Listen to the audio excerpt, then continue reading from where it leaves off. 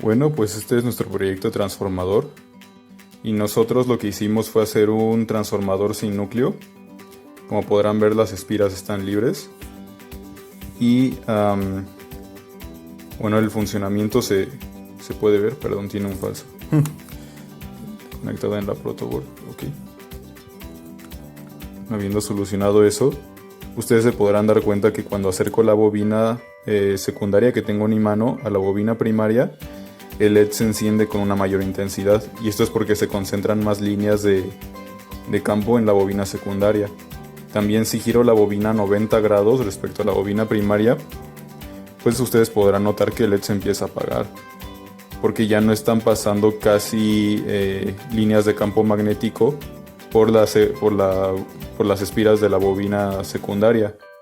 Entonces deja de llegar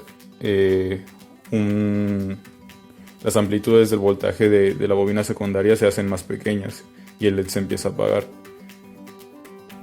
En cuanto al circuito, lo que nosotros hicimos fue controlar la bobina primaria por medio de pulsos con un Arduino.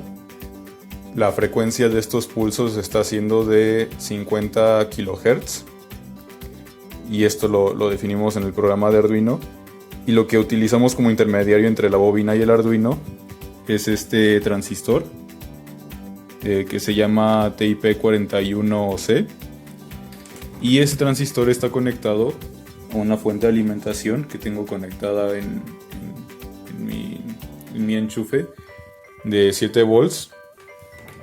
Y esto es lo que está manejando mi bobina primaria y lo que hace que vaya se encienda la bobina secundaria. Hay que resaltar que los pulsos que le estoy enviando a la bobina primaria son en corriente directa. Y ya los pulsos que recibe la bobina secundaria ya es una corriente alterna por lo mismo de la ley de Lenz. Y de hecho ustedes pueden notar que si cambio el LED de posición en las terminales de la bobina secundaria sigue prendiendo. Y esto nos indica que efectivamente hay una corriente alterna. Y eso es porque el LED está polarizado. Si fuera una corriente directa, pues solo prendería en una sola dirección. También hay que mencionar que este tipo de transformador es un transformador altamente ineficiente, porque si se dan cuenta no tiene núcleo, y eso implica que las líneas de campo magnético que estarían pasando de esta forma pues no regresen del todo a la segunda bobina, sino que se pierdan en el camino, porque no hay ningún núcleo que las esté guiando como en el caso de un transformador convencional. Y además se tiene el problema de que utilizar al aire como núcleo pues hace que los campos magnéticos producidos pues sean mucho más débiles. Y esto es porque la permeabilidad del aire es muy cercana a la del vacío, que es mucho menor, por ejemplo, a la de un material mucho menor a la de un núcleo que sería de hierro laminado, ¿no? Y esto lo que produce es que para una misma corriente pues vas a crear campos magnéticos mucho más débiles, que van a hacer que el flujo, el cambio de flujo en la bobina secundaria pues también sea mucho menor. Entonces la fuerza electromotriz que vas a producir en la segunda bobina pues también se va a ver afectada y va a ser menor.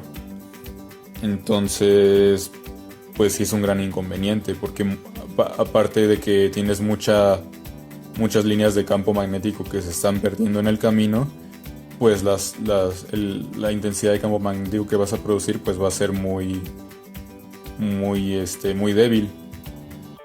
Y esto también en el diagrama representativo del transformador, o equivalente, el diagrama equivalente, el circuito equivalente, en ese diagrama se puede observar este fenómeno como que la inductancia de fuga crece demasiado, entonces a comparación de un transformador convencional, que es lo que te representa que las líneas de campo magnético no estén llegando del todo a la segunda bobina.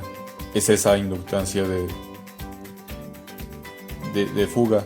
Y esto muchas veces lo solucionan, o bueno, lo tratan de aminorar al colocar un capacitor en las terminales de cada bobina en paralelo.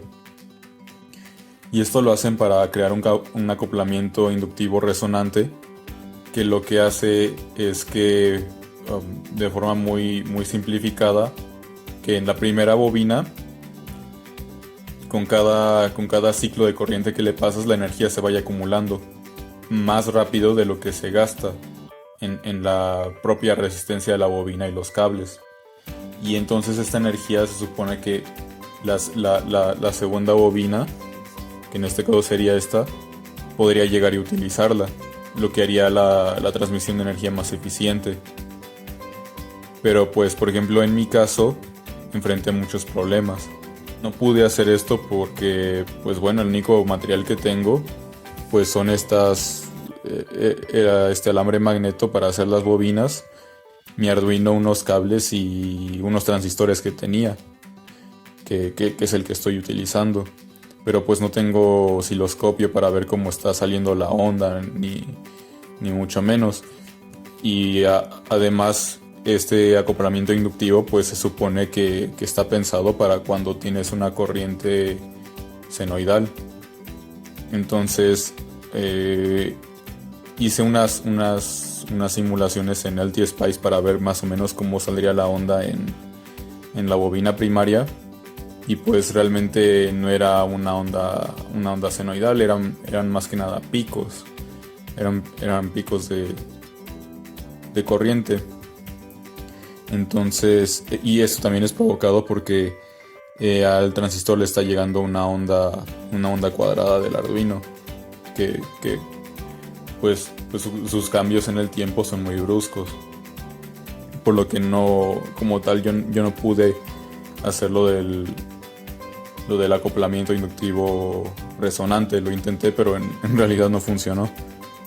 Otro de los inconvenientes que pasé al hacer esto fue que realmente la inductancia no la podía saber, porque aunque utilizaba las fórmulas de los solenoides para calcular la inductancia y con el núcleo de aire y demás, pues realmente mi bobina no está estructurada tanto como un solenoide.